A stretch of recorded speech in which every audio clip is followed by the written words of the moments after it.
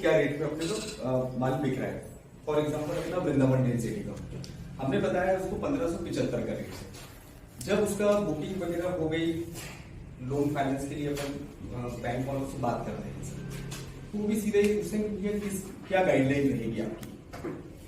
तो दो वैल्यू रहती है सर, एक गाइडलाइन अलग रहती है, मार्केट वैल्यू अलग रहती है सर। जो एरिया पे जो सरकारी मूल्य जो है उसको बोलते हैं सर गाइडलाइन, और मार्केट वैल्यू किसको बोलते हैं, जिस रेट में हम उसको सेल कर रहे हैं सर।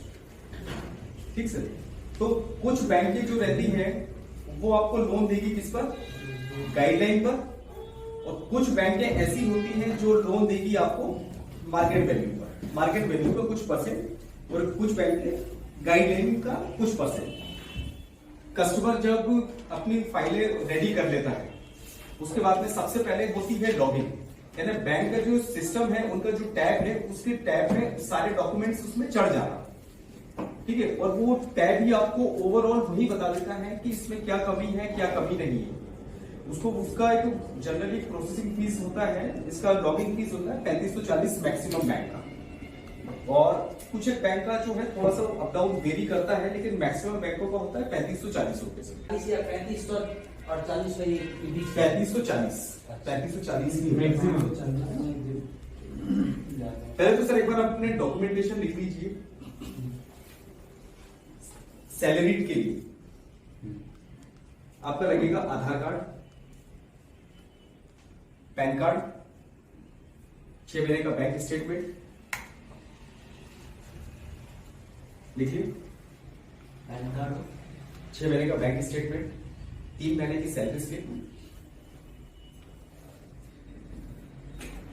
इसके अलावा अगर कस्टमर लोकल के हैं, उनके आधार कार्ड के ऊपर वही एड्रेस आ रहा है जिस पर कि अभी रह रहे हैं, तब तो आपको रेंट एग्रीमेंट बनाने की जरूरत नहीं है। इन केस अगर कस्टमर मान लो बाहर के हैं, खरगोन के हैं, आधार कार्ड के ऊपर भी एड्रेस इनका खरगोन का आ रहा है, और यहाँ पर लोकल में अगर किसी के घर पे रह रहे हैं, किराए से रह रहे हैं, तो एक रेंट एग्रीमेंट कस्टमर को बनवाना पड़ेगा। प्रॉपर वो नोटरी किया हुआ होना चाहिए। कुछ बैंकें 100 रुपए के स्टैम्प पेपर पर भी एग्री हो जाती हैं, कुछ बैंकें कहती हैं कि 500 रुपए का स्टैम्प पेपर होगा तभी रेंट एग्रीमेंट वैलिड रहेगा। गारंटर किस कंडीशन में लगेगा? पहले तो सर हर लोन में लगते थे, क्योंकि आजकल गारंटर हर केस में नहीं लग रहे। मान लीजिए कि कस्टमर बाहर का है, दिल्ली में ही उसकी नौकरी है, दिल्ली में ही उसका रेसिडेंस है, इंदौर में प्रॉपर्टी लेने के लिए आया है, तो बैंक ऐसे नहीं देती है। बैंक क्या बोलती है, लोकल का एक गारंटर लगेगा। या तो वो लोकल में अगर रेसिडेंस है उसका, सर्विस बाहर है कोई बात नहीं, रेसिडेंस भी अगर यहाँ पे लोकल में है उसका तो भी चल जाएगा, तो भी गारंटर की जरूरत नहीं है। लेकिन अगर दिल्ली में सर्विस कर रहा है, दिल्ली में रह रहा है, वो यहाँ पर प्रॉपर्टी लेने के लिए आई है, तो यहाँ पर उसको एक लोकल गारंटर देना पड़ेगा। और लोकल जो गारंटर है उसके भी 6 महीने का बैंक स्टेटमेंट, 3 महीने की सैलरी स्लिप, पैन कार्ड, आधार कार्ड, ये सारी चीजें लोकल गारंटर तो लगेगा। फिर बैंक ये पूछती फिर आपका प्रॉपर्टी यहाँ पर लेने का पर्पस क्या है, तो आपको कुछ ना कुछ बताना पड़ेगा कि सर मेरे यहाँ रिश्तेदार रहते हैं, कुछ ना कुछ तो वो रीजन होगा ना। और नहीं निकलता तो फिर अपने को देना है क्या? लोन नहीं होगा उसका, लोन नहीं हो पाएगा, बैंक क्लियर मना कर रहा है। अपन अरेंज लोकल गारंटर ऐसे थोड़ी अरेंज हो सकता बिना विश्वास के। सर एक बात बताओ, जैसे लोकल गारंटर इसलिए बैंक पकड़ती है कि वो अगर नहीं भर पाया तो फिर वो उसको बिल्कुल हाँ उस कंडीशन में वो भरेगा, इंक्वायरी करेगा। और ये लाइफ टाइम याद भी रखना कि किसी गारंटर में कोई भी साइन नहीं करना।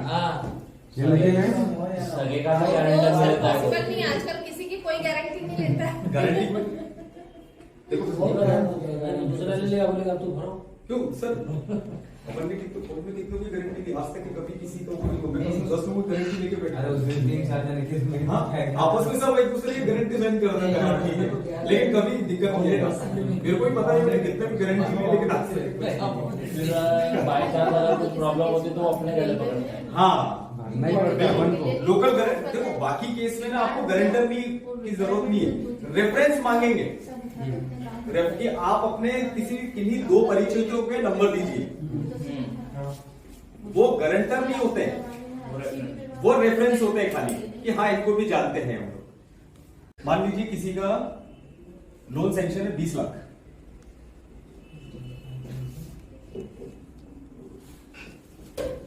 ठीक, और जो प्रॉपर्टी ले रहे हैं उसकी गाइडलाइन आ रही है केवल 8 लाख, ठीक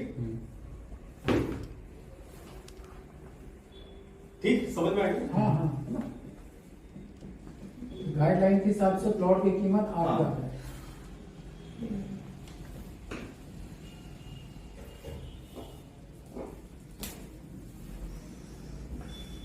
ठीक, गाइडलाइन 8 की। अब एचडीएफसी क्या करेगा, 2 लॉगिन करेगा इसमें, 2 चेक बनाएगा, एक बनाएगा किसका, गाइडलाइन का 90%। एचडीएफसी में गाइडलाइन का 90% होता है, और आईएफएल में पूरा गाइडलाइन का एक ही चेक बनेगा। ये P प्लस C में रहता है कि प्लॉट पे रहता है? ओनली फॉर प्लॉट पे मतलब करेगा ये प्लॉट का, प्लॉट में और भी है तो अपन इसको और एक चीज है सर कि हम लोन में किसको किसको शामिल कर सकते हैं? लोन में अपने देखिए, साथ। हाँ लोन में देखिए सर, मान लीजिए एक ये आलोक जी लोन ले रहे हैं, तो आलोक जी अपने रियल ब्रदर को शामिल कर सकते हैं, मदर को शामिल कर सकते हैं, अपनी वाइफ को शामिल कर सकते हैं, अपने पिताजी को शामिल कर सकते इतनी फैमिली आपकी मतलब income- blood relation only, blood relation only. Alok ji चाहे कि मैं अपने चाचा जी की लड़की को शामिल कर लूं, नॉट पॉसिबल। मेरे फैमिली में अगर Blood relation only। सब काम कर रहे हैं तो उनकी मतलब income- real ही होना चाहिए। हाँ, रियल ब्रदर होना चाहिए, वाइफ होना चाहिए,